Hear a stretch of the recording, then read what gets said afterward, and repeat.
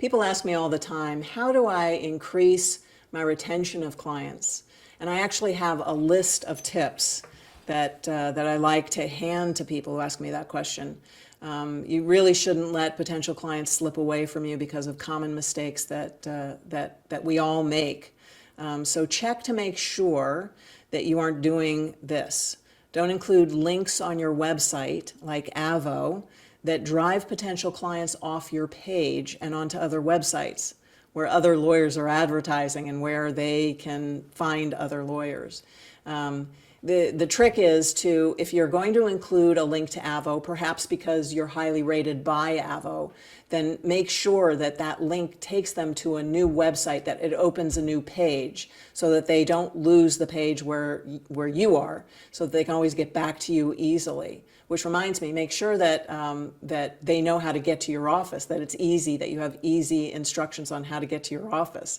Because simply having a barrier up like it's difficult to find your office can decrease your retention of clients. So I make sure that we have easy to follow instructions. I also have a very easy place to park. You don't have to pay to park where I am, and you just walk in the front door rather than having elevators, which I also find reduces client retention.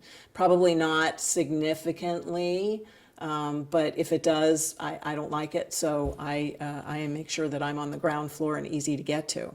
Avoid including links to court decisions and to statutes that lay people A, won't understand, and B, will take them, again, off your page. If you're going to include links like that, at the very least, make sure that they open on a new page. Include easily accessible contact information. So don't make it hard for them to find out how to talk to you. I can't tell you how many times I've gone to websites where I'm looking for a phone number, I'm looking for an address, and they're nowhere to be found. The best I can do on a lot of websites, and I'm sure you've had this happen to you too, is there's a contact page, and you open it up and it will send an email for you to someone you can't even see where it's going to. So you don't even have the email contact. So don't do that. Give your phone number, your address, your email, make it easy for them to find that on your website. Respond to a potential client in a way that she reached out to you. So if someone texts you, I don't text as a rule because it's hard to save texts. And in my business, I'm a lawyer, it's important to be able to save what clients send to me. But if I'm contacted by text, I will respond by text because that is the client's preferred mode of operation. And it's not until I get them in my office that I can explain to them that we are always available by email. And that's how we prefer to communicate if it's going to be that type of communication.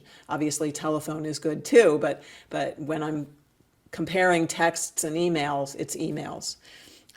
Provide your staff with a script of how you want phone calls answered. That way you can make sure that your staff is telling people what you want them to tell people. You need to manage that. I was training staff and I listened to a staffer respond to a client, and I was really surprised at what the staffer was doing. She hadn't yet been trained, so we addressed the problem right away. But you never know what your staff is saying until you've trained them to say what you want them to say. Make a good first impression by having a well-furnished office.